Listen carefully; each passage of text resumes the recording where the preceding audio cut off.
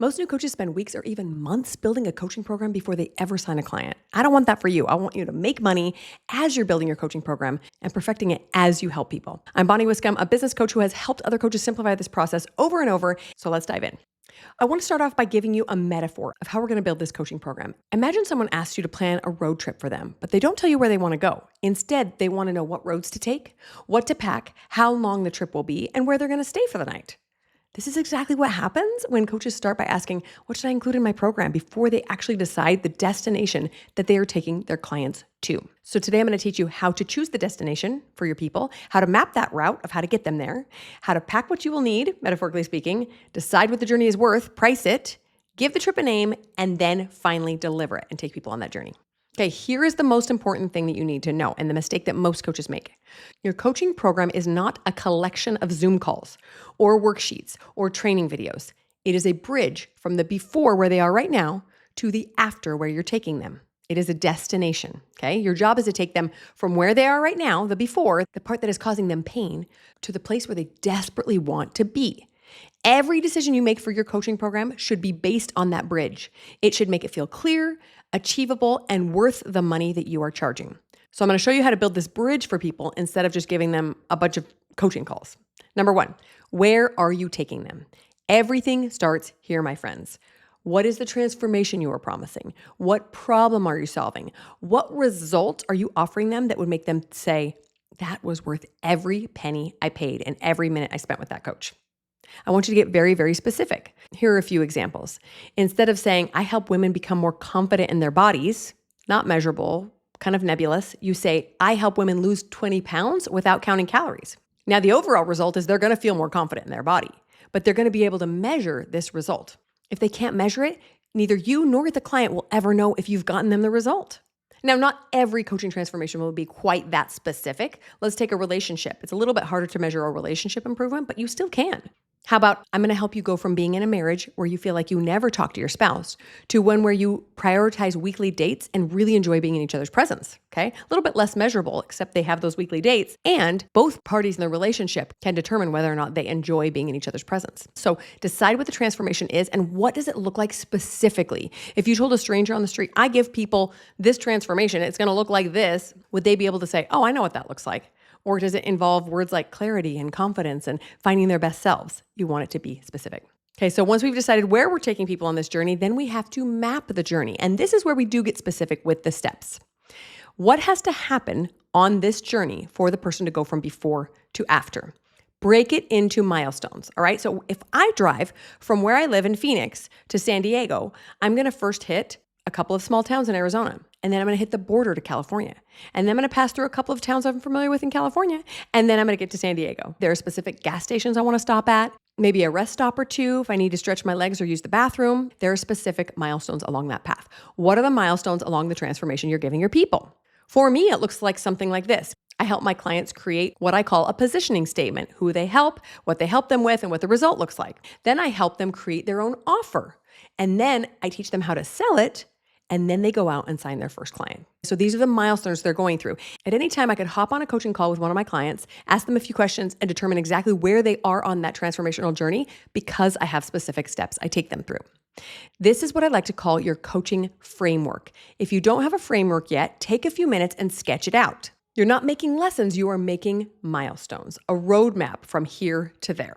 Now, the cool thing about the framework is that it gives your clients confidence that you have a path for them, that you're not going to show up on a coaching call and just say, well, what do you want coaching on today? You're going to say, the next step in my framework is this, and we're going to work on it together. Now, that doesn't mean that we're not flexible. Sometimes my clients need a lot more work creating their offer than they do selling it. Or maybe they need a lot more time nailing down their positioning statement than they do creating their offer. Fine, we spend more time on that, but I still follow the same framework. The other thing that's important to know is that I want you to share this framework regularly with people on social media, in your emails, on your long form content, whether that's a podcast or YouTube video or Substack or whatever. Don't gatekeep this framework because, again, the more you tell people about it, the more confidence they gain that you can help them on this path. Obviously, they're going to still need your help to get through the path. They're still going to need your guidance on the road trip, but please tell them what the steps are so they know what to expect when they hire you. Now, once we have mapped the journey for them, then we're going to decide what they need along the way. Now that we have the framework, we decide how we show up, what kind of logistics are involved in this coaching program. This is the third step instead of the first, right? We're going to say what makes this feel valuable or what actually is going to help my client succeed. I'm going to give you some suggestions of tools you can use, but please don't use all of them. We'll talk more in just a second about how to make it simple versus complex. But a few options you can include: weekly coaching calls, accountability check-ins, templates for whatever tools they might need, maybe meal plans or email templates or something like that, feedback on their offer or other things they're creating, a community with peers, other clients of yours that are going through the same transformation, or some sort of daily support like Voxer or Marco Polo. Now, you might choose to put a couple of these different tools in your coaching program. You might only choose to put one in there, or maybe one that's not even on the list.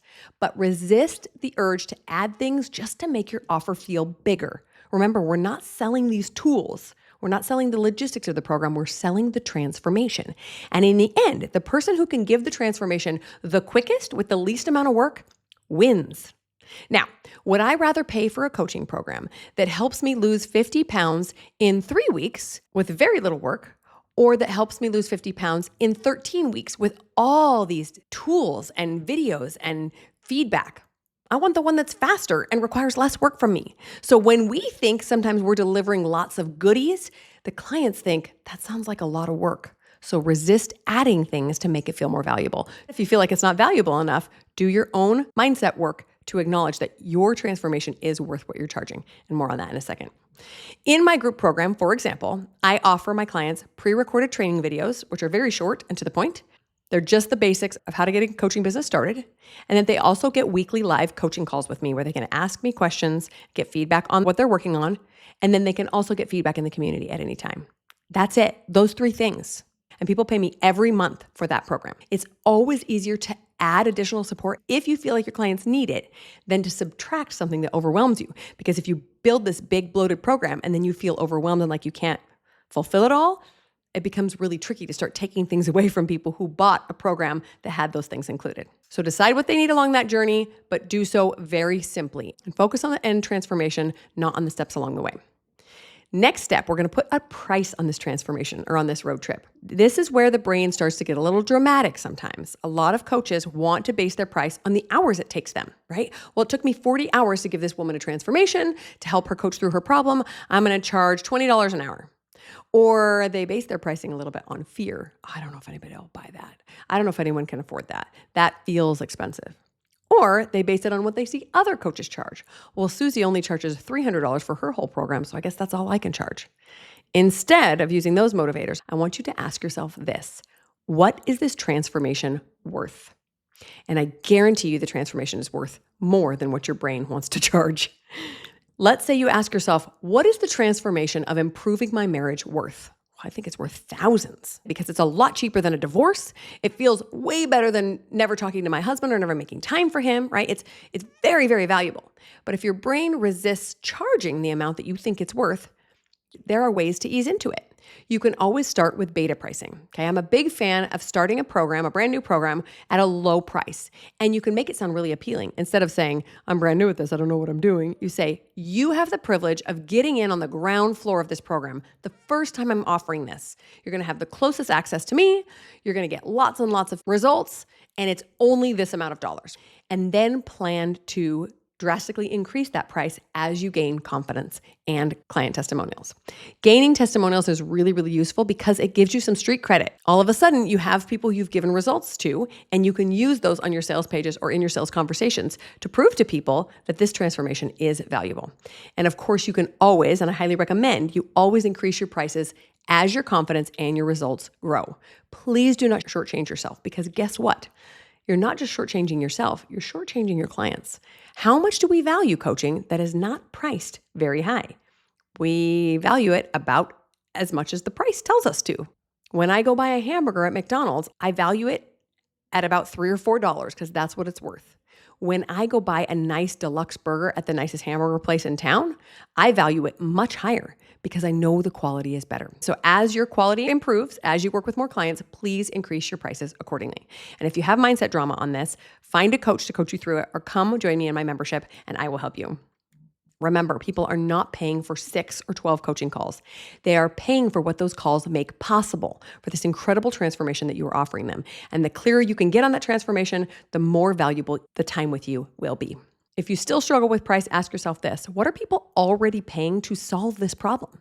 What would it be worth it to them if you could help them solve it forever? Some of us struggle with weight loss or relationship issues or business drama forever. If you could solve the problem once and for all, what would that be worth? Think about that for a little bit. Side note, if you haven't had your first 5 clients yet and you want them now to gain experience, make some money, and get some of those testimonials I'm talking about, download my free 3-step training to get those first or next 5 clients without any technology. It just takes a few minutes to go through, and then you'll start finding the right people online and having simple conversations with them and getting those 5 clients to boost your confidence and your expertise. The link is in the description below. Now that we've priced our transformation, we're going to give our journey or our coaching program a name. Now, your program's name should reinforce that destination. It should jog people's memories that, oh, that's right, I paid for this transformation that's coming. Instead of naming it after yourself, which most of us probably aren't comfortable with anyway, name it after the transformation. A few examples from my own program are the client magnet path. That's pretty obvious what that is. First 5 clients, pretty obvious. Another example would be launch with confidence. You have a general idea of what I'm selling there, right? A good name helps people instantly understand where you are taking them, and it should be short and memorable. Remember, it is better to be clear and memorable than to be clever. So a lot of us want to be really cutesy with our name, but then it becomes impossible to remember, and it may not even explain what you're doing. So choose clear over clever. And then once we have named our program, guide people through it. This is the delivery part. And after you deliver it, improve it. Deliver it again, improve it again. Deliver, improve forever until you have the best coaching program in the world. This is where perfectionists struggle. I want to give you permission. Here is me handing you permission to relax. Your coaching program is not perfect, nor will it ever be, because perfection doesn't exist. The first version will be a little bit of a hot mess. That's okay. It does not have to be perfect or even close to perfect for you to help people. It just has to work. It just has to get them a little bit of a transformation. As you coach people, take notes on where they get stuck, what takes longer than you anticipated. Where in your framework do you need to streamline some things? Do you need to spend more time on this step versus this step? Do you need to ask more questions about this? Do you need to coach more on the mindset of this step? Take notes and pay attention. You're going to start to see patterns come out as you coach 4, 5, 10, 20 people. You're going to start noticing that a lot of people struggle with the same things over and over. And then you keep simplifying your framework. Don't make it more complicated, but you also refine it into the best possible version, and then you repeat it. I love to find analogies with parenting in my business all the time. And building a coaching program is really similar to parenting one child. And then you have a second child and you get to try it all over again. And then you have a third child, you get to try it all over again. And each child is very, very different and has different struggles, different challenges, and different strengths and talents. But a lot of the tactics and tools are the same. That's what you're going to do with each client. Oh, I've noticed that a lot of them have different struggles and talents, but they all need this, and they all need this, and they all need this. So give yourself permission to start messily. Charge very little at the beginning if that helps you sleep at night. If not, charge your full price. If you know you can get them the transformation, charge your full price and get going. Start learning. Remember that the best coaching program that you could possibly build will be built with your clients along the way, not before you ever have one. The longer you take to create this program before actually getting your first few clients, the longer you will take to make money and to help change people's lives. So just get started today. And the goal isn't to create the perfect program, it's to create a program that helps people change, that gives them results and makes them have a better life. Make sure you get lots of feedback from these clients, but also remember that not everyone is a representative sample of your clients. Sometimes people will just be unhappy, or sometimes people will be overly happy and think you did everything perfectly. Instead, listen to the whole and take notes and listen for patterns of what people are saying. Oh, I could have used more time here, or this part was a little bit too fast for me, or this part was just perfect. Okay, lots and lots of feedback. The biggest mistake I see coaches make is waiting until everything is polished and perfect and every lesson recorded before they start selling. Please don't even record anything before you start coaching, because I guarantee you, you will start to create a program, maybe pre-recorded modules or videos or whatever, and you will start coaching people and realize that's not actually what they need at all, because what you think they need up here in your head is actually a lot different than what they actually need. So teach people, coach people, tweak it some more, and then start implementing more and more resources. Your coaching program isn't a masterpiece that you unveil one day. It is a living framework that gets stronger every time you help someone through it. Focus on that destination, focus on helping people, and your coaching program will naturally evolve through that practice. And as a reminder, if you haven't had your first 5 coaching clients, click the link in the description to get my free training. It's just 3 simple steps on how to find your ideal clients online, have simple conversations with them, and convert them into paying clients that then help you build the best coaching program you possibly can. Talk to you next time, my friends.